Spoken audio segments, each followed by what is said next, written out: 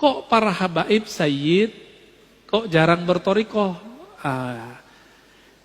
Antum baca buku namanya Al-Manhaj As-Sawi, karya Habib Zain Sumait ya. Beliau yang mendirikan Rabithah Alawiyah. Bahwa torikoh Ba'lawi memang torikohnya am. Makanya kalau Pak Khairul nanya, Beb, antum torikohnya apa? Ya pasti dijawab, atuk saya. Datuk saya sudah begitu. Cukup Pak, itu khas untuk para habaib. Kita nggak bisa begitu.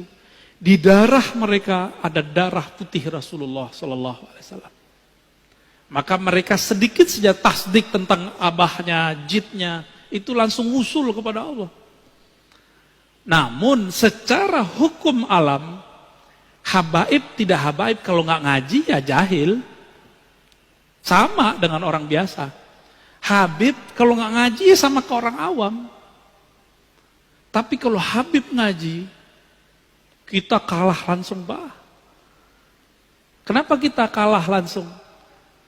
Karena dia punya mahabbah yang tinggi kepada jin-jinnya dan Sayyid al-Alamin baginda Nabi Muhammad SAW. Kalau kita kan mencoba mencari rasa dulu. Tapi untungnya Nabi menyebutkan nasab itu ada dua. Ada nasab warasah, ada nasab jisim. Ahlu bait. Maka ahlu bait ini ada dua. Ahlu bait biologis. Bin. Asegab, Atos, Haddad, Aidrus. Ada 200 ya. Berapa tuh? Banyak banget itu. Ada Al-Mahjub. Ya, ada Bazara'ah, macam-macam. Saya ke Prancis ini ketemu Bazara'ah. Tahu-tahu orang mana Pak? Orang Makassar. Habibnya diganti pakai gelar Andi. Jadi Andi itu di Makassar dulu, itu pengganti gelar Sayyid Habib. Seperti di Banten diganti dengan Raden. Jadi sebenarnya Raden-Raden yang ada sekarang itu Sayyid Syarif. Namun ada yang jalur yang kuat, ada jalurnya dianggap kurang kuat oleh Rabithah Alawiyah, jalur azmatkan itu kurang kuat. Ya. Tapi kalau bagi saya semuanya zuriat Rasulullah saya hormat dan saya angkat tangan kepada mereka ya, karena khawatir ini pesan Rasulullah Sallallahu Alaihi Wasallam. Jadi memang ijazahnya Thariqah Ba'alawiyah itu am. Kalau mereka ngambil am, ya dapatnya am. Kalau mereka mengikuti jid yang aslinya, siapa jid aslinya?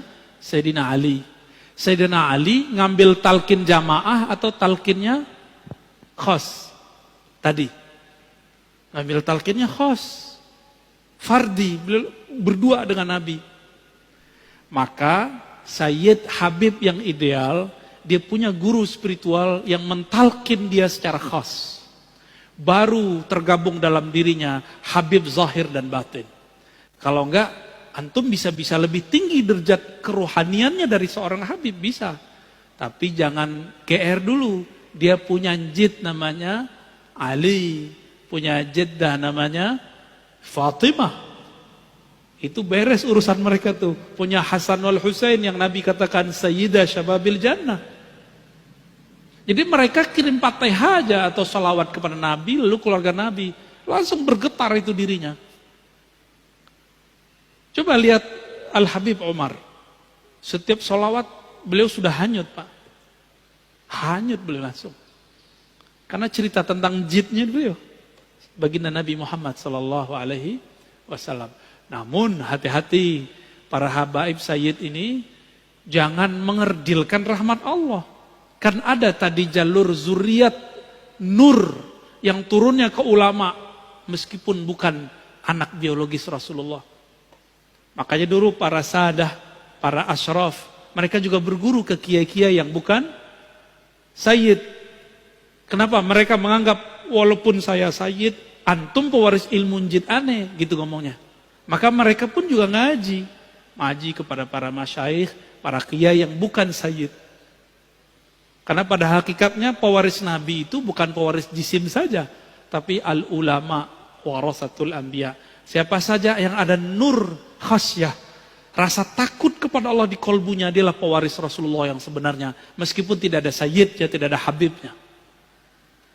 Jika nanti dikumpulkan di hari kiamat, yang pertama Nabi panggil ya dia. Kira-kira begitu, ya.